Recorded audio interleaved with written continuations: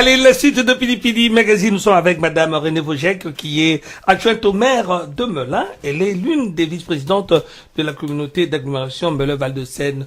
Bonjour Madame Vogec. Bonjour. Alors c'est vous qui êtes avec nous pour parler de l'eau de Melun. Oui, ça fait partie de ma délégation, puisque je suis en charge des travaux, des études, des réseaux. Donc la délégation de l'eau, c'est un dossier qui m'incombe. Bien sûr avec l'ensemble de mes collègues, mais c'est moi qui le porte techniquement. Alors, voilà. L'eau de Melun a quelque chose de particulier, qu'on peut lui faire confiance, on peut le boire. Oui. C'est aussi bon que l'eau de source. Oui, tout à fait. L'eau de Melun ne subit jamais jamais, je touche toujours du bois parce qu'il faut toujours être très réaliste, mais ces dernières années, nous n'avons pas eu un seul problème sur la qualité de l'eau que nous distribuons à Melun et à toutes les communes qui sont environnantes de Melun, puisque c'est le cas. Alors, il y a des études qui auraient démontré, je dis bien auraient, que cette eau renferme de nombreuses particules, et notamment des rejets agricoles qui font que elle est sujette à caution. Ok. Oui, bien entendu, les eaux de la nappe de Champigny, puisque nous puisons dans la nappe de Champigny, sont polluées par les nitrates, les pesticides et autres produits phytosanitaires qui sont utilisés, et aussi les produits médicamenteux qui sont rejetés dans les eaux. Donc, il est évident qu'il faut la traiter. Et c'est le cas. Nous avons 2 usines de traitement sur le site qui dépendent de la ville de Melun, mais qui sont sur des sites extérieurs, puisque il y va de soi qu'à Melun, nous ne saurions implanter des usines de traitement. Donc nous avons des champs captants avec traitement à Livry-sur-Seine, donc proximité de Melun, et nous avons une autre usine de traitement à Boissy-la-Bertrand. Ce qui nous permet de sécuriser la distribution sur l'ensemble de la communauté, parce que si nous avions un incident sur l'un ou l'autre des sites, nous avons les réserves suffisantes pour alimenter l'ensemble du bassin à qui nous fournissons de l'eau potable. Alors madame, excusez-moi, Madame Vogec, la question aujourd'hui, c'est que au dernier conseil municipal, les mots ont volé assez haut parce que les uns et les autres ne semblent pas être d'accord. Alors la question qui se pose, on va pas tout de suite parler du prix de cette eau, mais de la volonté de la ville de confier à une délégation l'exploitation de cette eau. Pourtant, vous le faites si bien déjà jusque-là. Oui, alors on va faire un peu d'histoire, si vous permettez. Bien sûr. Parce que la société d'eau de Melun est implantée sur le site de Melun depuis plus d'un siècle. Et la ville de Melun étant donc en relation avec la société des eaux de Melun et approvisionne les Melunais et tous les autres habitants de ce bassin depuis donc plus d'un siècle. Au fil du temps, les choses ont évolué, bien sûr. Il y a eu des points juridiques à régler. Et donc, cette délégation de service public, celle que nous allons renégocier, elle est là depuis 1992. Donc, elle tombe à échéance fin 2014. Et il convient de renégocier cette délégation. Alors, renégocier une délégation, c'est pas aller voir le négociant qui a la DSP et lui dire on repart. C'est pas ça. Il y a une procédure qui est en cours depuis 2012. Pour relancer donc un marché public. Nous sommes dans le cadre du marché public, particulier puisque c'est une délégation qui devrait être de 10 ans. Celle-ci était beaucoup plus longue, mais il a fallu prévoir, je présume que mes prédécesseurs à l'époque avaient envisagé justement l'usine de Boissy-la-Bertrand qui a été construite il y a quelques années, les champs captants de Livry qui ont moins de 15 ans, et ainsi de suite. Donc il y avait un gros potentiel d'investissement, ce qui n'est plus le cas aujourd'hui, puisque nous sommes, je dirais, dans des conditions d'exploitation assez positives, quoi qu'en dise l'opposition, mais ça c'est toujours facile. Alors donc, une procédure est en cours depuis 2012, un groupe de travail a été formé à la demande de Monsieur le maire, que je mène, avec des élus d'opposition de la ville de Melun, les élus de la majorité, les techniciens bien entendu, et puis les élus et les techniciens de la ville de Damary-les-Lys, puisque depuis 1929, il y a une convention qui fait que Melun gère la distribution, la gestion de l'eau sur la commune de Damary-les-Lys au même titre que celle de Melun. Voilà, c'est un seul et unique contrat. Voilà, donc ce groupe de travail a été mis en place. Donc des représentants de l'opposition de la ville de Melun siègent dans ce groupe. Ils viennent ou ils viennent pas, ça leur appartient. Je n'ai pas à juger de leur emploi du temps. Voilà, donc nous avons fait un travail ensemble. Nous avons recruté ce que nous appelons une assistance à maîtrise d'ouvrage durant 2012. chose. Celui qui suit au jour le jour. Voilà, le celui dossier. qui nous prépare les dossiers, celui Bien qui sûr. étudie pour nous. Donc un audit a été fait sur l'ensemble de la délégation, un audit critique avec des choses positives, des choses qui le sont moins, qui va nous permettre de réagir très vite. Et à partir de cet audit qui a été présenté à ce groupe de travail, qui a été critiqué, revu et corrigé, comme on dit, nous sommes arrivés en avril donc à un dossier, je dirais bien établi, Pratiquement bien ficelé, comme on dit. bien ficelé, voilà, Oui. avec 3 propositions éventuelles de gestion, à savoir la délégation de service public, la régie et puis la SPL. Nous avons réuni donc fin avril, je crois que c'était le 24 ou le 25 avril, ce qu'on appelle la commission consultative des délégations de service public, auquel siègent des élus majoritaires, minoritaires de la ville de Melun, à laquelle siègent des personnes qualifiées, donc des gens, Des techniciens des Melunais aussi, et puis des gens qualifiés, bien entendu, des techniciens, parce qu'on en a bien besoin, et puis aussi le CTP, donc la commission technique paritaire, qui regroupe les syndicats de la ville de Melun, puisque nous avons 3 syndicats à la ville de Melun qui sont élus et représentés, qui nous ont entendus, à qui on a l'AMO, donc le cabinet Merlin, entre autres, a présenté l'audit en question, et les 3 propositions. S'en est suivi une longue discussion intéressante avec beaucoup de questions auxquelles je crois nous avons pu répondre sans trop de difficultés, et cela nous a amené à un vote qui a été il y avait 17 personnes pouvant avoir à voix délibérative, dont une personne de l'opposition de Melun, qui a voté pour la délégation de service public. D'accord. Voilà, donc c'est ce que nous avons présenté au dernier conseil municipal et qui a été voté par le groupe majoritaire. Je crois me souvenir que le groupe d'opposition, après 1h30 de discussion, a dû s'abstenir ou voter contre, je sais plus très bien. En tout cas, ils veulent faire une réunion publique Oui. à l'espace Saint-Jean pour, disent-ils, demander que cette question soit posée aussi aux Mélunais. Qu'est-ce que vous leur répondez? Eh bien, nous sommes en démocratie, certes, mais les élus sont là pour gérer les problèmes de fond. Et donc la démocratie, elle s'instaure sur un sujet comme celui-là, au sein du conseil municipal. Un vote a lieu, il doit être respecté et suivi des faits. Et on imagine mal, d'abord, comment présenter aux Melunais dans leur plus grand nombre. C'est très complexe cette délégation de service public, parce que on sent bien qu'il y a un dogme des gens de l'opposition et en général les gens de l'écologie, les gens de gauche, pour tout dire ce qui est. Pour la régie, mais pour nous la régie c'est pas raisonnable, c'est pas sérieux. Lorsqu'on vend 10 millions de mètres cubes d'eau par an, qu'on distribue de l'eau, on n'a pas le droit de prendre aucun risque. Un risque sanitaire tout d'abord, parce que c'est là le premier problème, il est sanitaire. Alors, est-ce que dans le cas d'espèce, il n'y a pas lieu de faire un appel d'offres? Mais si, bien sûr que si, monsieur, mais c'est prévu. Les gens qui ont lu la délibération du conseil municipal que j'ai fait voter il y a donc 15 jours, moins de 15 jours, il y a la procédure. La procédure, ce que nous avons fait valider au conseil municipal du mois d'avril, c'était le choix de partir sur une délégation de service public. Il y avait trois choix possibles. Voilà. Et donc la régie, la délégation et la SPL, qui est une société privée qui est assez complexe aussi et qui ne réglait pas les problèmes de sécurité sanitaire. Alors certaines voix de côté de votre opposition montent en disant que vous aviez déjà décidé avant même que tout c'est absolument faux. C'est absolument faux. Madame Wojciech, oui. L'opposition aussi met en avant le choix. Ils penchaient pour la régie parce que ils estiment qu'aujourd'hui l'eau de Melun coûte plus cher. Je reprends. Plus cher que même l'eau vendue en grande surface. En grande surface. Je pense que vous plaisantez là. Mais bien sûr. Vous plaisantez, vous faites de l'humour. En tout cas, nous reprenons les arguments qui courent dans la ville, que l'eau de Melun est aussi chère que celle vendue en grande surface. Non, il faut balayer. Embouteillée en papier. Il faut balayer ces réactions fallacieuses. L'eau actuellement, alors, dans le prix de l'eau qu'on retrouve sur nos factures, puisque c'est ça qui est important, en fait, parce qu'on peut dire. Il s'agit autour de 3,4. Un peu plus de 4 euros. Voilà. 4 euros le mètre cube. Un mètre cube, rappelons-le, c'est 1000 litres d'eau.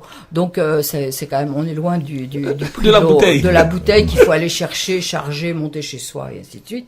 Donc, on en est très loin. Et puis, il faut savoir ce qu'il y a dans ce prix de l'eau. Quand on dit le prix de l'eau, c'est pas tout à fait exact. C'est le prix de l'eau qu'on va consommer, mais c'est aussi le traitement des rejets de l'eau que nous allons lancer. C'est donc les eaux usagées. L'eau que nous allons chercher dans la nappe de Champigny, que nous traitons, que nous distribuons et que nous rejetons dans les milieux naturels ou dans les égouts et qu'il faut retraiter à nouveau pour relancer dans le système, dans le circuit pour l'équilibre.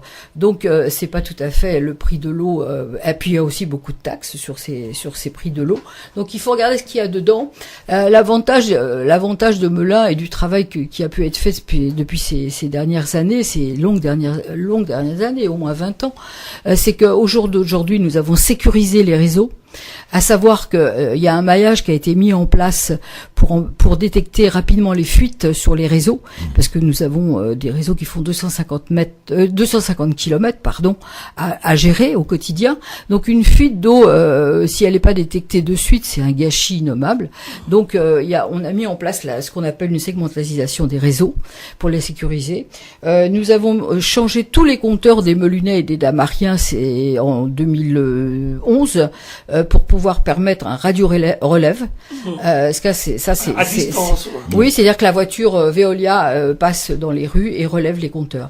Et s'il est détecté une consommation anormale chez un client, aussitôt il est alerté et ça lui permet de faire réparer et d'éviter des factures démentielles. Je rappellerai que la facturation, donc c'était une facture par an pour beaucoup, et c'est encore comme ça dans beaucoup d'endroits. À Melun, c'est 4 factures par an, une facture par trimestre, qui permet une gestion aux consommateurs beaucoup plus saine et facile dans ces périodes difficiles. Alors donc ces compteurs ont été changés. Nous finissons la campagne du plomb. Alors le plomb, c'est quoi? C'est supprimer le plomb sur tous les réseaux jusqu'au compteur des consommateurs. Ça, c'est un chantier que nous menons depuis 9 ans, qui aura coûté en gros à la délégation 15 millions d'euros, mais c'est une obligation par les textes. Et nous allons être une des rares communes locales à avoir respecté ce texte, mais nous en sommes fiers. Donc tout ça, c'est beaucoup d'argent, beaucoup d'investissements que nous retrouvons aujourd'hui dans le prix de l'eau. Alors excusez-moi Benoît, Madame Vojek, aujourd'hui, outre cette question du prix de l'eau, dans l'opposition, on pense que Melun avait acquis un savoir-faire, et ce savoir-faire, en refusant d'aller en régie, on le perd définitivement. Est-ce un choix définitif, puisque par rapport à la ville, vous avez rappelé quand même qu'il y a une expérience de près d'un siècle, et la ville, en acceptant de perdre ce savoir-faire, comment elle compense cela? Écoutez, je vais vous faire part d'un exemple tout simple. Il y a plusieurs responsabilités dans la distribution de l'eau. Il y a la responsabilité pénale de Monsieur le maire, bien entendu, et la nôtre. Il y a la responsabilité sanitaire que je rappelais tout à l'heure. Il y a aussi la responsabilité donc juridique, bien entendu, et puis la gestion du quotidien. Une casse importante se produit un beau matin sur une canalisation en plein centre-ville. Ça m'est déjà arrivé un lundi matin, 5 heures du matin, sur la rue Charles de Gaulle, c'était celle-là, en effet, devant le 21, une canalisation de 400 qui saute. Il faisait froid, il gelait, enfin, ainsi de suite. Une casse, une fêlure, le terrain se dérobe sous les canalisation porte dans le vide et elle se casse. Donc là, on a un geyser d'eau, la rue s'effondre, il faut évacuer les immeubles environnants. Et donc là, on sent tout de suite la force du délégataire qui arrive. Ils ont travaillé du lundi matin 5 heures au mardi 12 heures pour réparer. Ils ont fait venir les engins de partout, leurs techniciens et ainsi de suite. À midi, on n'avait plus d'eau dans les écoles, ni à l'hôpital, ni nulle part. Ça remonte à 7-8 ans maintenant. Eh bien, que fait la ville? Donc là, Veolia a mis son savoir-faire à notre disposition, ses équipes, le matériel, qui ont travaillé toute la nuit suivante et ainsi de suite. Et le lendemain midi, tout était réglé. On aurait pu croire qu'il s'était rien passé. Quid d'une commune avec nos services techniques, aussi qualitatifs soient-ils, pour régler ce genre de problème? Eh ben, moi je dis aujourd'hui, on ne sait pas faire. Vous voulez dire que la démographie aidant, les problèmes s'accumulant, en tout cas en matière de distribution d'eau, le savoir-faire de Melun est dépassé? Bien sûr, bien évidemment, parce que être en régie, c'est avoir un service de l'eau municipal, c'est-à-dire avoir des équipes avec des techniciens qui sont préparés à une technicité qui n'est pas la leur aujourd'hui, c'est-à-dire une embauche j'évalue, je me rapproche d'une commune Seine-et-Marnaise que nous connaissons bien, qui est Meaux, qui a un service de l'eau énorme, plus de 80 personnes avec des fontainiers, des techniciens, des gens qui font.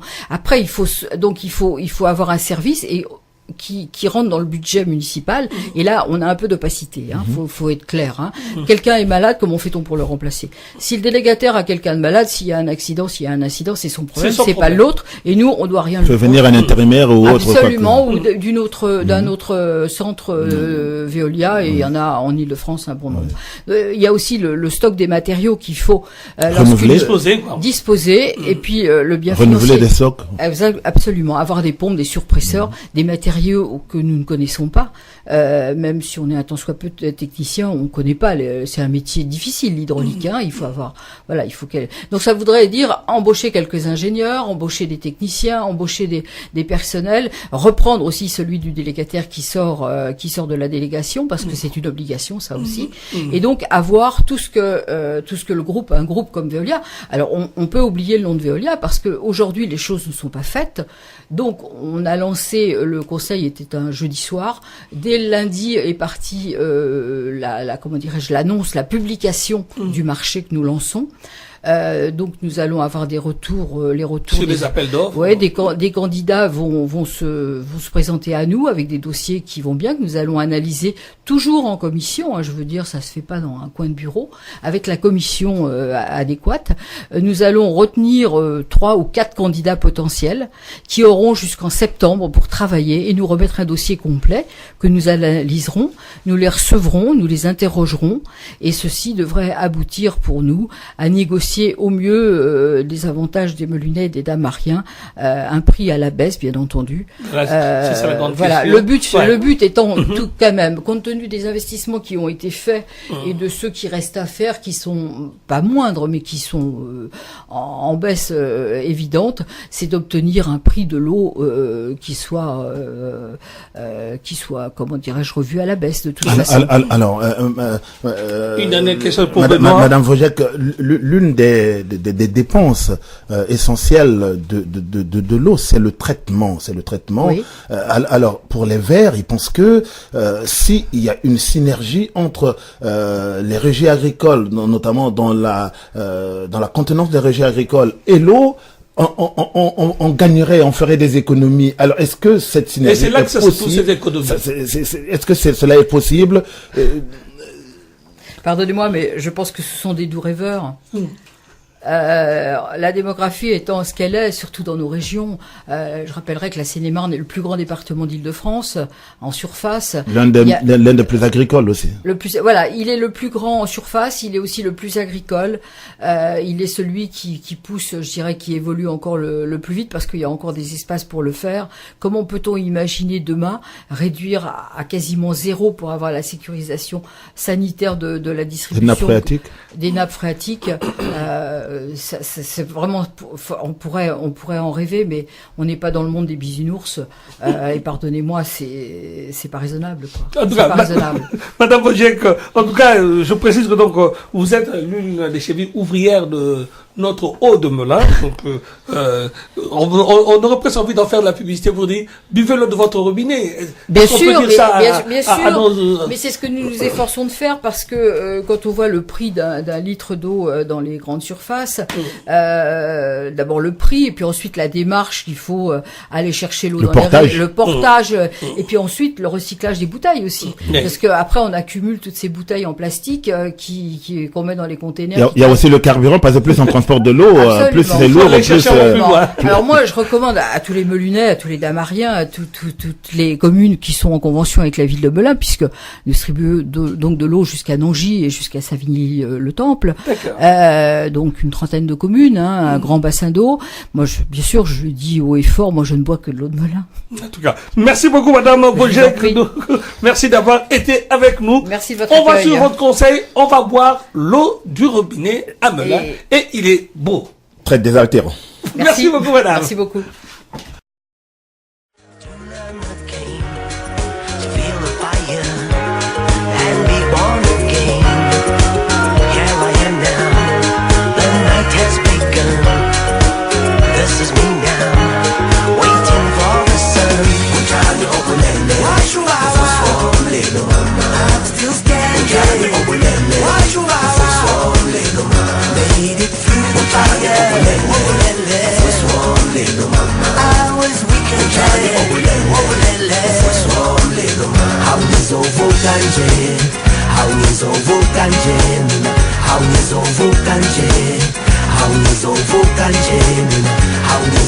Ganja, le